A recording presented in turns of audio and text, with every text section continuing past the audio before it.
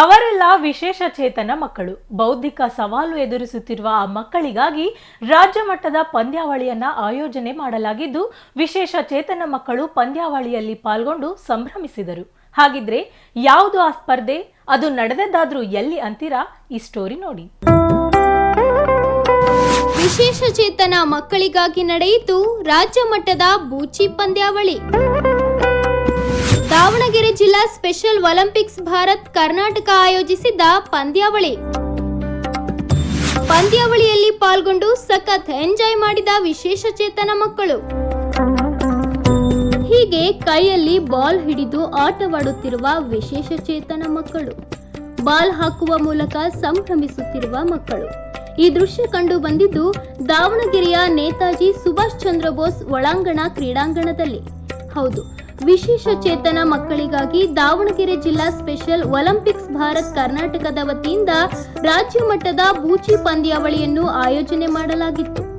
ರಾಜ್ಯದ ವಿವಿಧ ಭಾಗಗಳಿಂದ 50ಕ್ಕೂ ಹೆಚ್ಚು ವಿಶೇಷ ಚೇತನ ಮಕ್ಕಳು ಬೂಚಿ ಪಂದ್ಯಾವಳಿಯಲ್ಲಿ ಪಾಲ್ಗೊಂಡಿದ್ದರು.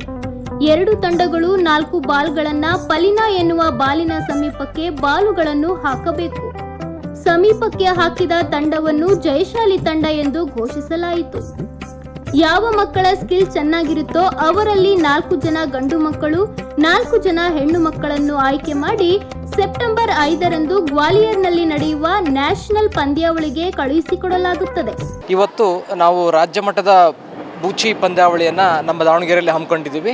ಇಲ್ಲಿ ಸುಮಾರು ಈಗಾಗಲೇ 41 ಜನ ಮಕ್ಕಳು, ವಿಶೇಷ ಮಕ್ಕಳು ರಿಜಿಸ್ಟ್ರೇಷನ್ ಮಾಡಿಸಿದ್ದಾರೆ. ಅದರಲ್ಲಿ 24 ಜನ ಬಾಯ್ಸ್ ಇದ್ದಾರೆ, 17 ಜನ ಗರ್ಲ್ಸ್ ಇದ್ದಾರೆ. ಇನ್ನು ರಿಜಿಸ್ಟ್ರೇಷನ್ ನಡೀತಾ ಇದೆ. ಇವತ್ತಿಲ್ಲಿ ನಡೀತಾ ಇರೋದು ಅಸೆಸ್ಮೆಂಟ್ ಆ್ಯಂಡ್ ಸೆಲೆಕ್ಷನ್ ಕ್ಯಾಂಪ್ ಅಂತಂದೇಳಿ. ಯಾವ ಮಕ್ಕಳಿಗೆ ತುಂಬ ಸ್ಕಿಲ್ ಚೆನ್ನಾಗಿದೆ ಈ ಬೂಚಿ ಆಡುವಂಥ ಗೇಮಲ್ಲಿ, ಅವ್ರು ಹೆಂಗೆ ನಿಂತ್ಕೊಳ್ತಾರೆ, ಅವ್ರು ಹೆಂಗೆ ಬಾಲನ್ನು ಹಾಕ್ತಾರೆ, ಕೋಆರ್ಡಿನೇಷನ್, ಐ ಆ್ಯಂಡ್ ಕೋಆರ್ಡಿನೇಷನ್ ಯಾವ ರೀತಿ ಇದೆ ಅದೆಲ್ಲ ಸೆಲೆಕ್ಟ್ ಮಾಡಿ ನಾವು 4 ಮೇಲ್ ಕ್ಯಾಂಡಿಡೇಟ್ಸ್ನ 4 ಫೀಮೇಲ್ ಕ್ಯಾಂಡಿಡೇಟ್ಸ್ನ ಸೆಲೆಕ್ಟ್ ಮಾಡಿ ಸೆಪ್ಟೆಂಬರ್ 5ರಂದು ಗ್ವಾಲಿಯರ್ನಲ್ಲಿ ನ್ಯಾಷನಲ್ಸ್ ನಡೀತದೆ. ಅಲ್ಲಿಗೆ ನಾವು ನಮ್ಮ ಟೀಮ್ನ ಕಳಿಸ್ಕೊಡ್ಬೇಕಾಗಿದೆ. ಹಾಗಾಗಿ ಇವತ್ತು ನಮ್ಮ ರಾಜ್ಯದ ಎಲ್ಲ ಜಿಲ್ಲೆಗಳಿಂದ, ಅಂದರೆ ಬೆಳಗಾವಿಯಿಂದ ಬಂದಿದ್ದಾರೆ, ಮೈಸೂರು, ಉತ್ತರ ಕನ್ನಡ, ಉಡುಪಿ, ಬೆಂಗಳೂರಿಂದ ಬಂದಿದ್ದಾರೆ, ಹಾಗೆ ಎಲ್ಲ ಮೈಸೂರಿಂದ ಬಂದಿದ್ದಾರೆ. ಎಲ್ಲ ಜಿಲ್ಲೆಗಳಿಂದ ಮಕ್ಕಳು ಆಟ ಆಡೋದಕ್ಕೆ ಬಂದಿದ್ದಾರೆ. ಅವರನ್ನು ನಾವು ಎಲ್ಲ ಅವರಿಗೆ ವ್ಯವಸ್ಥೆ ಮಾಡಿದ್ದೀವಿ. ಎಲ್ಲ ನಮ್ಮ ಸ್ಟೇಟ್ ಕಮಿಟಿ ಎಲ್ಲ ಬಂದಿದ್ದಾರೆ. ಸೊ ಎಲ್ಲ ನಾವು ಅವ್ರಿಗೆ ಸೆಲೆಕ್ಟ್ ಮಾಡಿ ಅವರಿಗೆಲ್ಲ ವ್ಯವಸ್ಥೆ ಮಾಡಿದ್ದೀವಿ. ಸೆಲೆಕ್ಟ್ ಮಾಡಿ ನ್ಯಾಷನಲ್ಸ್ಗೆ ಕಳಿಸ್ತಾ ಇದ್ದೀವಿ. ರಾಜ್ಯದ ವಿವಿಧ ಜಿಲ್ಲೆಗಳಿಂದ ಆಗಮಿಸಿದ್ದ ವಿಶೇಷ ಚೇತನ ಮಕ್ಕಳಿಗಾಗಿ ಮಾತ್ರ ಈ ಪಂದ್ಯಾವಳಿಯನ್ನ ಆಯೋಜನೆ ಮಾಡಲಾಗಿತ್ತು. ನ್ಯಾಷನಲ್ನಲ್ಲಿ ಆಯ್ಕೆಯಾದವರು 2027ರಲ್ಲಿ ಇಂಟರ್ ನ್ಯಾಷನಲ್ ಒಲಿಂಪಿಕ್ಸ್ ಆಸ್ಟ್ರೇಲಿಯಾದಲ್ಲಿ ನಡೆಯಲಿದ್ದು ಅಲ್ಲಿಗೆ ಕಳುಹಿಸಲಾಗುವುದು.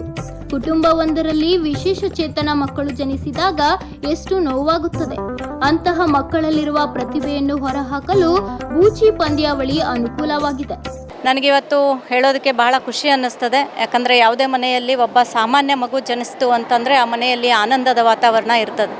ಆದರೆ ನಮ್ಮ ಸಮಾಜದಲ್ಲಿ ಅನೇಕ ಕುಟುಂಬಗಳಲ್ಲಿ ನಾವು ನೋಡ್ತೀವಿ, ವಿಶೇಷ ಚೇತನ ಮಕ್ಕಳು ಕೂಡ ಜನ್ಮಿಸಿದಾಗ ಆ ಕುಟುಂಬದ ಪರಿಸ್ಥಿತಿ, ಆ ತಾಯಿ ತಂದೆಯರ ಪರಿಸ್ಥಿತಿ ಏನು ಅನ್ನೋದು ನಾನು ಒಬ್ಬ ವಿಶೇಷ ಮಗುವಿನ ತಾಯಿಯಾಗಿ ನಾನು ಅನುಭವಿಸಿದ್ದೀನಿ. ಇವತ್ತು ರಾಷ್ಟ್ರೀಯ ಲೆವೆಲಲ್ಲಿ ನಮ್ಮ ಸ್ಪೆಷಲ್ ಒಲಿಂಪಿಕ್ ಭಾರತ್ ಅಂತಕ್ಕಂಥ ಒಂದು ಸಂಘಟನೆ, ಅದರ ರಾಷ್ಟ್ರೀಯ ಅಧ್ಯಕ್ಷರಾಗಿ ಡಾಕ್ಟರ್ ಮಲ್ಲಿಕಾ ನಡ್ಡಾಜಿಯವರ ನೇತೃತ್ವದಲ್ಲಿ ಸುಮಾರು 5-6 ವರ್ಷಗಳಿಂದ ನಮ್ಮ ದೇಶದ ಪ್ರತಿಯೊಂದು ರಾಜ್ಯದಲ್ಲೂ ಕೂಡ ಇಂಥ ಮಕ್ಕಳ ಕಾಳಜಿಗೋಸ್ಕರ, ಅವರ ಕ್ರೀಡೆಗಳಿಗೋಸ್ಕರ ಪ್ರತಿಯೊಂದು ರಾಜ್ಯ ಘಟಕ ಒಂದು ಈ ಸೇವೆಯನ್ನು ಮಾಡ್ತಾ ಇದೆ. ಇಲ್ಲಿ ನಮ್ಮ ಕರ್ನಾಟಕದ ಸ್ಪೆಷಲ್ ಒಲಿಂಪಿಕ್ ಭಾರತದ ಅಧ್ಯಕ್ಷ ಸ್ಥಾನ ನನಗೆ ಸಿಕ್ಕಿರೋದು ನನ್ನ ಒಂದು ಪುಣ್ಯ ಅಂಥೇಳಿ ನಾನು ಹೇಳ್ತಾ ಇದ್ದೀನಿ. ನಾನು ಕಳೆದ ಸೆಪ್ಟೆಂಬರಲ್ಲಿ ಅಧ್ಯಕ್ಷ ಆದ ನಂತರ ನಮ್ಮ ಸ್ಪೆಷಲ್ ಒಲಿಂಪಿಕ್ ಭಾರತನ ನನ್ನ ಎಲ್ಲ ಬೋರ್ಡ್ ಆಫ್ ಡೈರೆಕ್ಟರ್ ಸಹೋದರಿಯರು ನನಗೆ ಭಾಳ ಒಳ್ಳೆಯ ರೀತಿಯಿಂದ ಕೈ ಜೋಡಿಸಿ ನಮ್ಮ ಕರ್ನಾಟಕದ 31 ಜಿಲ್ಲೆಗಳಲ್ಲಿರ್ತಕ್ಕಂಥ ವಿಶೇಷ ಮಕ್ಕಳ ಶಾಲೆಯಲ್ಲಿ ನಾವು ಶಿಕ್ಷಕರಿಗೆ ಒಂದು ತರಬೇತಿಯನ್ನು ಈಗಾಗಲೇ ಕೊಡ್ತಾ ಇದ್ದೀವಿ. 28 ಜಿಲ್ಲೆಗಳು ನಮ್ಮದು ಆ ಶಿಕ್ಷಕರ ತರಬೇತಿಯನ್ನು ನಾವು ಮುಕ್ತಾಯಗೊಳಿಸಿದ್ದೀವಿ. ಒಟ್ಟಿನಲ್ಲಿ ತಾವು ವಿಶೇಷ ಚೇತನರು ಎಂಬುದನ್ನು ಮರೆತು ಮಕ್ಕಳು ಆಟವಾಡಿದ್ದು ಎಲ್ಲರ ಮೆಚ್ಚುಗೆಗೆ ಪಾತ್ರವಾಗಿದ್ದಂತೂ ಸತ್ಯ. ಕ್ಯಾಮ್ರಾ ಪರ್ಸನ್ ಮಂಜುನಾಥ್ ಜೊತೆ ಅಣ್ಣೇಶ್, ಒನ್ ಕನ್ನಡ ನ್ಯೂಸ್, ದಾವಣಗೆರೆ.